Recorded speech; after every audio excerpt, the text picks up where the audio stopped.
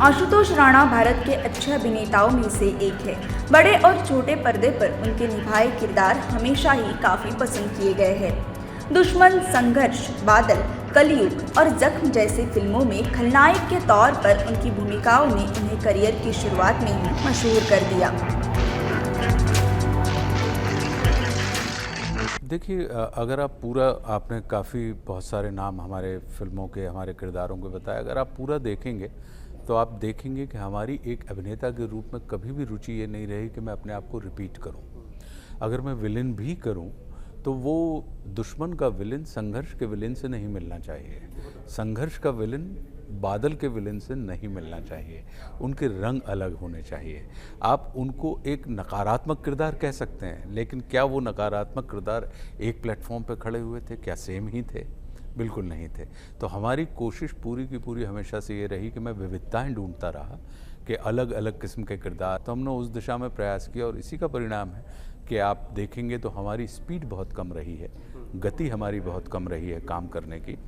उसका कारण ही यही था कि आपके पास एक विकल्प होता है कि या तो आप ट्राइड एंड टेस्टेड एरो, आप अपनी स्पीड की जगह आप अपनी दिशा की तरफ ध्यान दें, डायरेक्शन की तरफ ध्यान दें और धीरे धीरे गति के हिसाब से अपनी मति के हिसाब से अपनी गति को आप बरकरार रखते हुए चलें, तो आपके जीवन में फिर इस किस्म की वैरायटी ऑफ रोल्स आते हैं।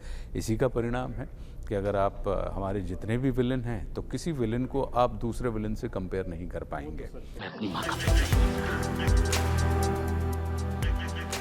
उन्होंने इस बारे में भी बात की कि दुश्मन या संघर्ष फिल्मों के लिए राष्ट्रीय पुरस्कार नहीं मिलने पर उन्हें कभी निराशा क्यों नहीं हुई।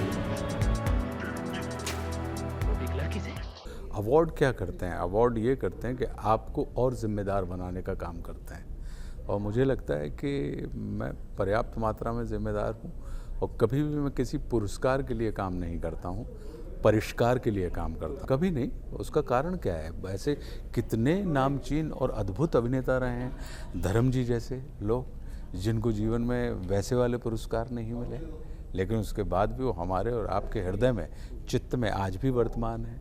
आज भी हम उनकी मोहब्बत में हैं या उनके काम। आशुतोष राणा अगली बार करण पटेल के साथ कॉमेडी फिल्म दर्दन छू में बड़े पर्दे पर नजर आएंगे।